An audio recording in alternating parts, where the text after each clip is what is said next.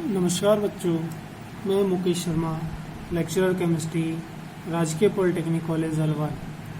Online classes की series में आपका स्वागत है। आज अपन बात करेंगे प्रथम यूनिट के सब topic electronic configuration of elements के बारे में, यानी कि इलेक्ट्रॉनिक कॉन्फ़िगरेशन कैसे लिखा जाता है, इसमें कौन कौन सी क्वांटम संख्याओं का यूज होता है और कौन कौन सी नियमों का अपने को पालना करनी होती है, वो अपन बात करेंगे। तो इलेक्ट्रॉनिक कॉन्फ़िगरेशन लिखने के, अगर इलेक्ट्रॉनिक कॉन्फ़िगरेशन की डेफिनेशन की बात करें तो सबसे पहले अपन बात करेंगे किसी भी तत्व के परमाणु में उपस्थित सभी इलेक्ट्रॉनों को कक्षकों में भरने के लिए जिस व्यवस्था का उपयोग किया जाता है उसे इलेक्ट्रॉनिक विन्यास कहते हैं।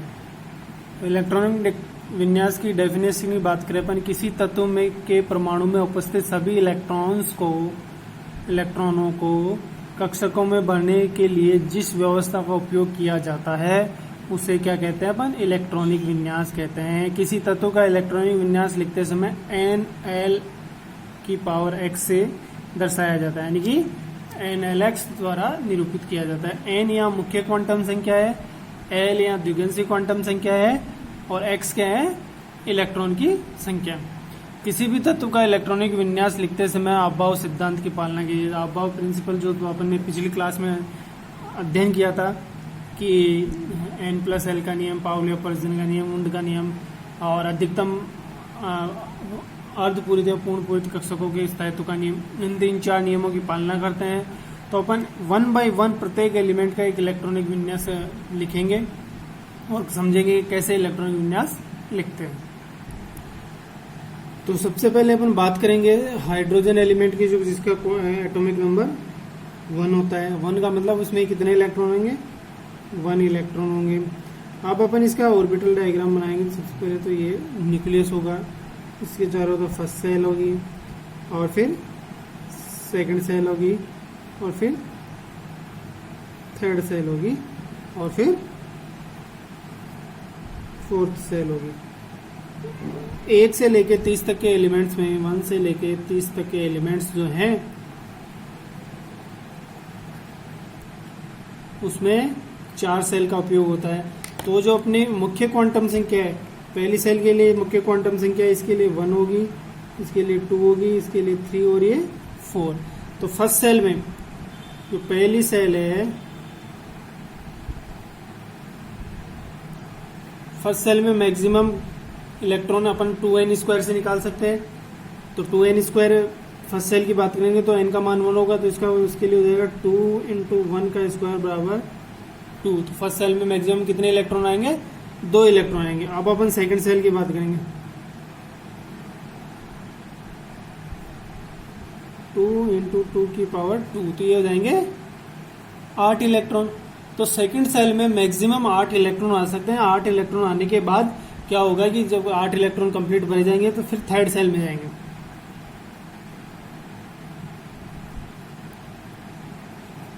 थर्ड सेल में बात करेंगे 3 × 2 की पावर 2, तो हो जाएंगे 18। ठीक है, तो ये है अपना 2n²। ठीक है, तो इस प्रकार अपन 1 by 1 सेल में इलेक्ट्रॉन भरेंगे। तो सबसे पहले अपन हाइड्रोजन की बात करते हैं। हाइड्रोजन में 1 इलेक्ट्रॉन होता है। अब फर्स्ट सेल में अगर अपन बात करेंगे n बराबर 1 2 3 4, ठीक है ना, तो इसके लिए L की वैल्यू होगी 0 0 1 0 1 और 2, इसके लिए होगी 0 1 2 और 3। ठीक है ना, अगर 0 है तो कौन सा सबसेल होगा? वो S सबसेल होगा, S S S। 1 है तो P सबसेल होगा, P P।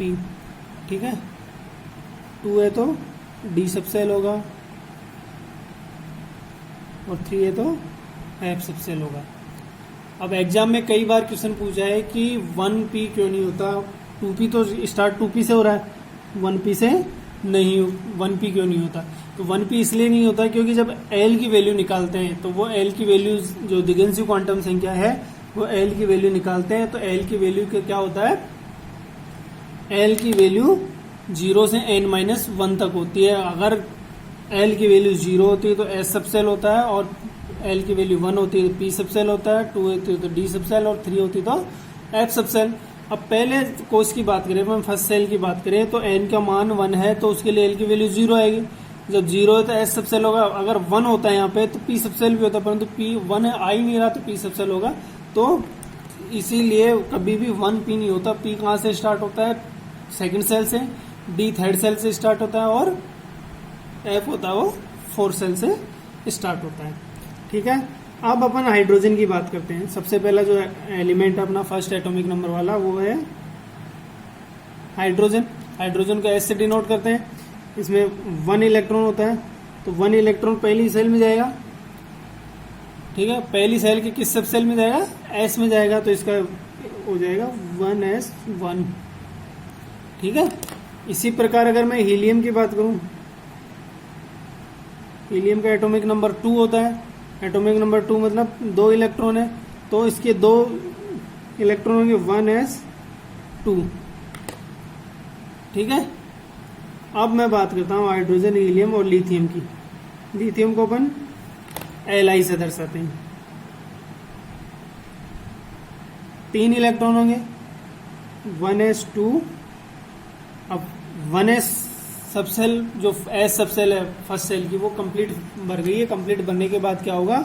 सेकंड वाली, और अपन ने यह निकाला कि फर्स्ट सेल में कितने इलेक्ट्रॉन आ सकते हैं? मैक्सिमम 2 इलेक्ट्रॉन आ सकते हैं। तो 2 इलेक्ट्रॉन यहाँ भरे गए, तो जब 2 इलेक्ट्रॉन भरे गए तो जो तीसरा इलेक्ट्रॉन आएगा वो जाएगा 2s1 में। ठीक है, 2s1 में। अब बात आती है बेरिलियम। बेरिलियम जो 4 नंबर पे आता है, ठीक है ना, बेरिलियम जो 4 नंबर पे आता है तो इसमें 4 इलेक्ट्रॉन होंगे तो इसका इलेक्ट्रॉनिक कॉन्फ़िगरेशन होगा 1s2 2s2। अब यहां तक तो चलो ठीक है एस। अब जो 5 नंबर पे आएगा बोरोन, ठीक है, अब इसमें 5 इलेक्ट्रॉन है 1s2 2s2। अब 4 इलेक्ट्रॉन तो 2s2 तक भरेंगे। अब जो 5वां इलेक्ट्रॉन हो जाएगा 2p1। एस में मैक्सिमम कितने इलेक्ट्रॉन आ सकते थे? दिगंशी क्वांटम संख्या के अकॉर्डिंग मैक्सिमम इलेक्ट्रॉन आ सकते हैं 2, और पी में कितने आ सकते हैं? 6 आ सकते हैं। इसका मतलब इसमें कितने ऑर्बिटल होंगे? 3 ऑर्बिटल होंगे। ठीक है ना। तो अब जैसे कार्बन की बात करते हैं अपन, कार्बन का एटॉमिक नंबर 6 तो इसका होगा 1s2 2s2 2p2। देखो यहाँ 1 था, यहाँ 2 हुआ। ठीक है ना। इसी प्रकार नाइट्रोजन की बात करेंगे, 1s2 2s2 2p3। अब जब नाइट्रोजन का इलेक्ट्रॉनिक कॉन्फ़िगरेशन भर रहे हैं अपन, तो अपन इसका ब्लॉक डायग्राम भी बनाएंगे। अब जैसे ब्लॉक डायग्राम जैसे अपन ने हुंड के नियम में बनाया था, हुंड के नियम में कैसे बनाया था? जैसे कि ये 1s है, ये 2s है और ये 2p है। ठीक है ना। 1s में 2 इलेक्ट्रॉन भरे गए, 2s में 2 इलेक्ट्रॉन भरे गए। अब 2p की बात आ रही है, 2p की बात आ रही है तो क्या होगा? एक एक इलेक्ट्रॉन सभी ऑर्बिटल्स में पहले अनपेयर्ड कंडीशन में भरा जाएगा। अयुग्मित अवस्था में भरा जाता है। अयुग्मित अवस्था का मतलब कभी भी इलेक्ट्रॉन, जैसे हुंड के नियम में बताया था, मैं फिर वापस बता रहा हूं यहाँ पे, एस में तो कोई प्रॉब्लम ही नहीं है। एस में क्यों प्रॉब्लम नहीं कि एक ही ऑर्बिटल और 2 इलेक्ट्रॉन आने तो कैसे भी आ सकते। तो पी ऑर्बिटल जब आता है तो उसमें इलेक्ट्रॉन कभी भी ऐसे नहीं भरे जाएंगे। ये नहीं कि भाई 3 इलेक्ट्रॉन अपन ने 2 ऑर्बिटल में भर दिए, इन 2 ऑर्बिटल में भर दिए और एक ऑर्बिटल को खाली छोड़ दिया, तो ऐसा नहीं करेंगे। क्यों नहीं करेंगे? क्योंकि हुंड के नियम के अनुसार, जो अबाव प्रिंसिपल में सेकंड नियम था हुंड का नियम, हुंड के नियम के अनुसार क्या होता है, जब एक से ज्यादा ऑर्बिटल कक्षक उपस्थित होते हैं तो पहले एक एक इलेक्ट्रॉन अयुग्मित अवस्था में भरा जाता है, उसके बाद इलेक्ट्रॉन का युग्मन आरंभ होता है। ठीक है। इसी प्रकार अपन आगे ऑक्सीजन की बात करेंगे। ऑक्सीजन 8 नंबर पे आता है।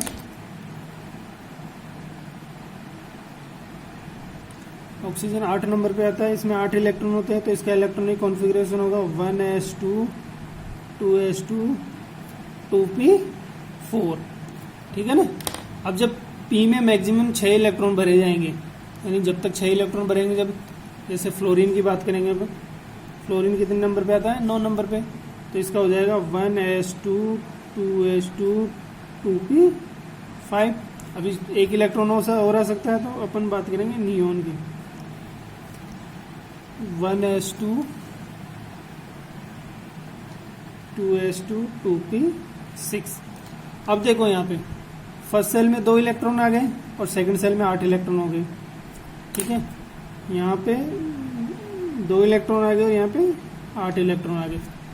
तो फर्स्ट सेल भी कंप्लीट हो गई और सेकंड सेल भी कंप्लीट हो गई। जब फर्स्ट सेल और सेकंड सेल कंप्लीट हो गई, 2 इलेक्ट्रॉन आ गए, 8 इलेक्ट्रॉन आ गए, तो उसके बाद क्या करेंगे अपन, थर्ड सब सेल में जाएंगे। अब थर्ड सब सेल कहाँ से स्टार्ट होगी, पहले 3s आएगा, फिर 3p आएगा, फिर 3d आएगा। ठीक है ना। तो जो अपन 11 नंबर से इलेक्ट्रॉनिक कॉन्फ़िगरेशन लिखेंगे, तो 11 नंबर पे इलेक्ट्रॉनिक कॉन्फ़िगरेशन लिखेंगे, तो 11 नंबर पे क्या आता है अपना, सोडियम आता है। 11 नंबर पे आता है अपना सोडियम। सोडियम को अपन Na से डिनोट करते हैं।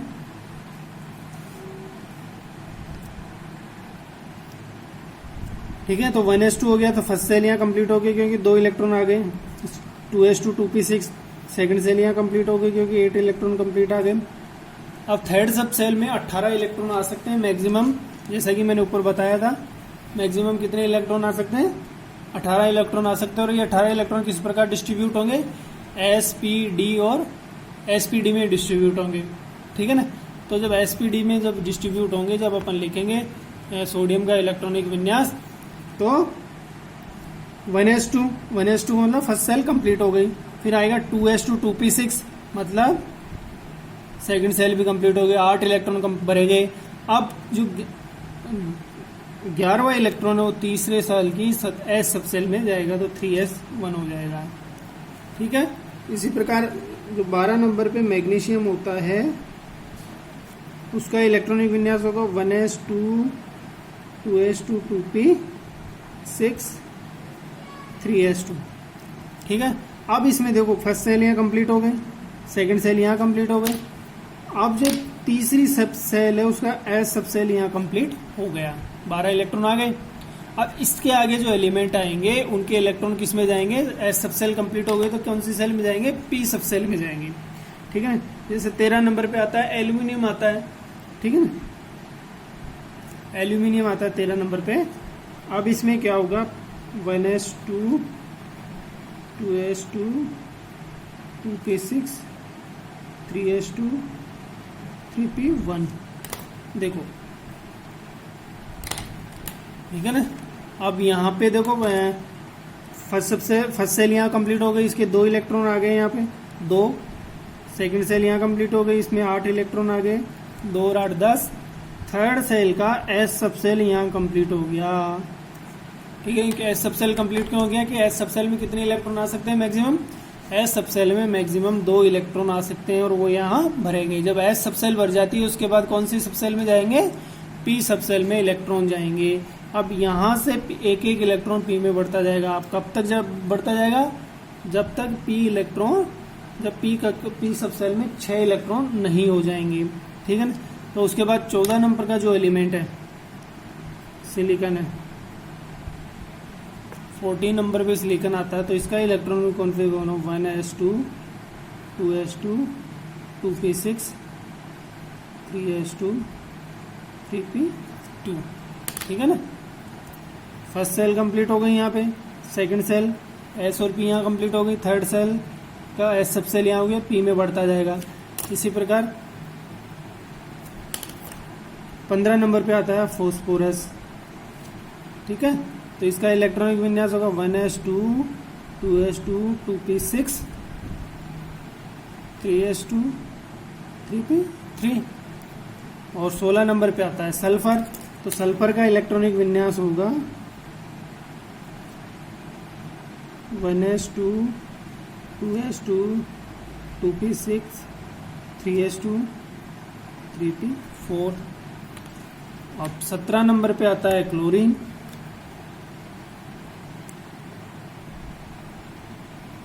इसका इलेक्ट्रॉनिक विन्यास होगा 1s2 2s2 2p6 3s2 3p5। ठीक है ना। पहली shell, second shell, third shell का S subshell shell P चल रहा है अभी। अब जो 18 नंबर पे अपना 18 नंबर पे आर्गन आता है। आर्गन मतलब AR 18, ठीक है ना। इसका इलेक्ट्रॉनिक विन्यास होगा 1s2 2s2 2p6 3s2 3p6। हो गए दो इलेक्ट्रॉन फर्स्ट सेल में, 8 इलेक्ट्रॉन सेकेंड सेल में, 8 और 2 10, और 8 इलेक्ट्रॉन थर्ड सेल में आ गए, एस और पी सब सेल में। अब इसके बाद जो 19 नंबर पे इलेक्ट्रॉन आता है उसमें एक थोड़ा सा एक्सेप्शन होता है, वो एक्सेप्शन क्यों होता है वो अपन यहाँ पे अध्ययन करेंगे। 19 नंबर पे आता है पोटेशियम। अब इसमें 19 इलेक्ट्रॉन होंगे, तो 1s2 2s2 2p6 3s2 3p6। अब यहां तक इसमें क्या है, 18 इलेक्ट्रॉन हो चुके हैं। अब जो 19वां इलेक्ट्रॉन है, 19वां इलेक्ट्रॉन है वो तो अपने नॉर्मल नियमानुसार तो एस जब पी कंप्लीट हो जाए तो डी में जाना चाहिए, यानी कि 3d1 होना चाहिए। तो 19वां इलेक्ट्रॉन नॉर्मल इलेक्ट्रॉनिक कॉन्फ़िगरेशन लिख रहे हैं तो वो 3d1 होना चाहिए, परंतु 3d1 नहीं होके क्या होता है इसका electronic configuration 1s2 2s2 2p6 3s2 3p6 4s1। 3d में नहीं जाकर इलेक्ट्रॉन किस में जाता है, 4s में जाता है। 4s में क्यों जाता है, जो अपन n+l का नियम पढ़े थे। n+l का नियम क्या था, यानी कि जो इलेक्ट्रॉन उस कक्षक में भरे जाते हैं जिसके लिए n+l का मान कम होता हो, और अगर n+l का मान समान हो तो उसी कक्षक में इलेक्ट्रॉन भरा जाएगा जिसके लिए n का मान कम होता हो। अब 3d और 4s के लिए अपन n+l का मान है। 3d के लिए n का मान 3 और इसके लिए 4। d के लिए n का मान d के लिए n का मान अभी बताए थे अपन ने, d के लिए n का मान 2 होगा। वो कैसे होगा, यहाँ से, ठीक है ना। तो d के लिए n का मान l का मान 2, s के लिए l का मान 0। तो अपन अगर n+l करेंगे यहाँ पे तो ये आ जाएगा 5 और ये रह जाएगा 4, ठीक है ना। तो n+l का मान किस में कम है, 4s में कम है, तो इलेक्ट्रॉन 3d में जाने के बजाय 4s में जाता है। तो ये वाला जो अपना इलेक्ट्रॉनिक कॉन्फ़िगरेशन है वो गलत होगा और ये वाला इलेक्ट्रॉनिक कॉन्फ़िगरेशन सही होगा, ठीक है ना। अब बात करते हैं अपन कैल्शियम की। कैल्शियम आता है 20 नंबर पे, तो सेम वही है 1s2 2s2 2p6 3s2 3p6। यहाँ तक हो गए इसमें 18 इलेक्ट्रॉन। अब नॉर्मल नियमानुसार तो होना चाहिए 3d2, ठीक है ना, परंतु n+l के नियम के अकॉर्डिंग ये इलेक्ट्रॉनिक विन्यास हो जाएगा 1s2 2s2 2p6 3s2 3p6 4s2, ठीक है ना। अब 20 नंबर पे आते हैं, क्या होता है कि एस सब सेल जो चौथी सेल का एफ सब सेल है वो कंप्लीट भरा जाता है। अब ये कंप्लीट भर गया, कंप्लीट भर जाने के कारण क्या होगा, अब इससे आगे 3d में इलेक्ट्रॉन आएगा। 3d में इलेक्ट्रॉन क्यों आएगा, 4s के बाद क्या आएगा 4p, इसके लिए 4 और 1 5, इसके लिए 5, ठीक है ना। अब देखो सबसे पहले तो किसमें भरा जाता है इलेक्ट्रॉन, n+l के नियम के अनुसार, जिसमें का n+l के मान कम होगा तो सबसे पहले इसमें भरा जाएगा, सबसे पहले इसमें भरा जाएगा, जिसके लिए 4s में। अब 4p और 3d के लिए n+l का मान 5 है तो इलेक्ट्रॉन उसमें भरा जाता है जिसमें के लिए n का मान कम होता है। अब n का मान कम किसके लिए, इसके लिए 3 है और इसके लिए 4 है। तो अब जब 4s कंप्लीट भरा जाएगा उसके बाद 4p में इलेक्ट्रॉन नहीं जाके किस में जाएगा, 3d में। 3d में इलेक्ट्रॉन जाएगा 21 नंबर से, 21 नंबर पे आता है अपना स्कैंडियम Sc, ठीक है ना, Sc आता है 1s2 2s2 2p6 3s2 3p6 4s2 3d1। इसी प्रकार टाइटेनियम में होगा 22 नंबर पे 1s2 2s2 2p6 3s2 3p6 4s2 3d2। Scandium टर्नियम vanadium 23 number पे आता है, 23 इलेक्ट्रॉन होंगे, 1s2 2s2 2p6 3s2 3p6 4s2 3d3। अब जो क्रोमियम है 24 नंबर पे, ये एक्सेप्शन है, फिर यहाँ पे थोड़ा सा चेंज होगा। Cr क्रोमियम जो 24 नंबर पे आता है, अब इसका इलेक्ट्रॉनिक विन्यास इस ट्रेंड के अनुसार क्या होना चाहिए, 1s2 2s2 2p6 3s2 3p6 4s2 3d4 होना चाहिए, ये होना चाहिए 3d4 होना चाहिए। परंतु इसका एक्चुअल इलेक्ट्रॉनिक विन्यास क्या होता है, 1s2 2s2 2p6 3s2 3p6 4s1 3d5।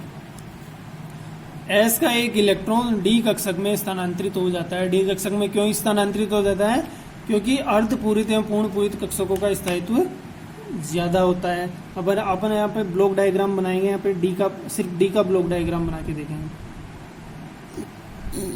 D में 5 ऑर्बिटल होते हैं। अब अगर यहाँ 4 इलेक्ट्रॉन बने तो 1 2 3 और 4, और यहां बात करें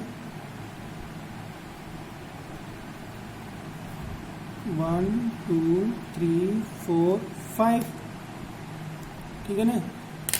तो अर्धपूरित एवं पूर्ण पूरित कक्षकों का स्थायित्व अधिक होने के कारण N+L के नियम के अकॉर्डिंग तो ये सही चल रहा है, परंतु अर्धपूरित एवं पूर्ण पूरित कक्षकों का स्थायित्व अधिक होने के कारण 4s से एक इलेक्ट्रॉन 3d में स्थानांतरित हो जाता है, इसलिए क्रोमियम का विन्यास D4 के स्थान पर D5 हो जाता है। कई बार एग्जाम में पूछा है कि क्रोमियम का इलेक्ट्रॉनिक विन्यास पूरा नहीं पूछेगा, वो ये का D4 के स्थान पर D5 होता है, क्यों होता है, तो उसका जवाब यह है कि अर्धपूरित एवं पूर्ण पूरित कक्षकों के स्थायित्व का अधिक होने के कारण 4s से एक इलेक्ट्रॉन 3d में स्थानांतरित हो जाने के कारण अर्धपूर्ण विन्यास ग्रहण कर लेता है, ठीक है ना। अब 24 से लेके 28 तक तो इसी क्रम में बढ़े जाएंगे। इसी प्रकार 29 पे जो कॉपर 29 नंबर पे आता है, उसमें एक्सेप्शन आता है, क्योंकि 1s2 2s2 2p6 3s2 3p6 4s2 3d9 होना चाहिए, ये होना चाहिए। परंतु एक्चुअल में इसका इलेक्ट्रॉनिक विन्यास होता है क्या है, 1s2 2s2 2p6 3s2 3p6 4s1 3d10। 3d10 होता है। वो क्यों होता है, वो इसलिए होता है, अगर D का अपन